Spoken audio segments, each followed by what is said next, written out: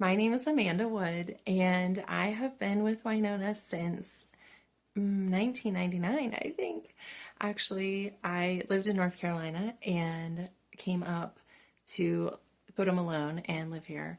I was a teacher for about 13 years. I taught first grade for many of those years.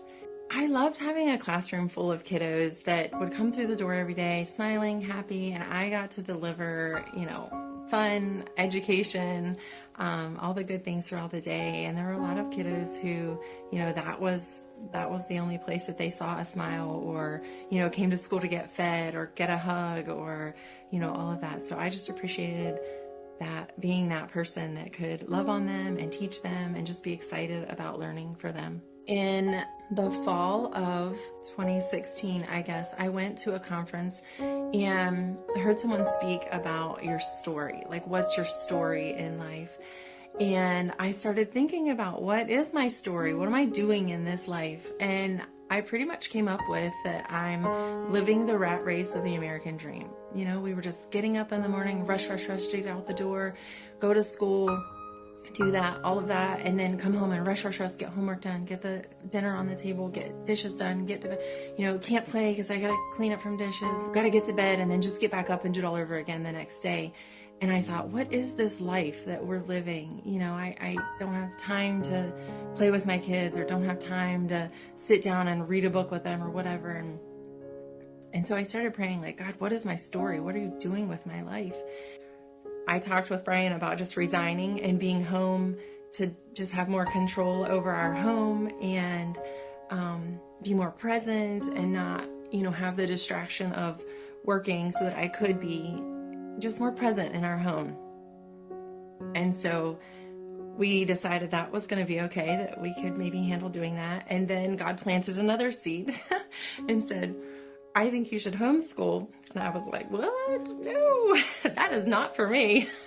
But those seed was planted and I prayed about that and decided, okay, God, if this is what you think, then we'll give this a go. We'll try this out. It definitely took a lot of faith to make that decision. I prayed for that job. I wanted to be a teacher so bad. And actually in making that decision, I argued with God a lot and said, but God, you gave me this gift of a job. Are you sure you want to take it back? And I just knew. God just said it clearly over and over again. This is what I want for you. And I, tried to argue a little bit. Are you sure, God? I don't know. Actually, this is probably better, but his way is always the best. I walked away from a nice salary. I walked away from, the routine and the comfort and the security. That was something that kind of was brought up in talking to people, well, what about your retirement?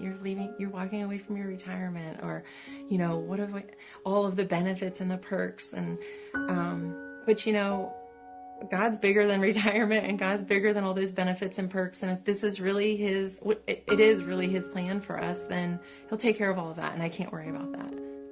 I definitely have gotten closer to God. I think when you step out on faith, you have to get closer to God. You have to, because faith is just relying on this unknown, and he is the known in the unknown. So you have to be close with him. You have to be in his word. This is probably a point in my life that I am the most consistent in prayer and reading his word and listening to his word. And, just because I'm just grasping for him, because this is not at all what I had planned for my life. And so I just know that if it's his plan, I just have to rest in him.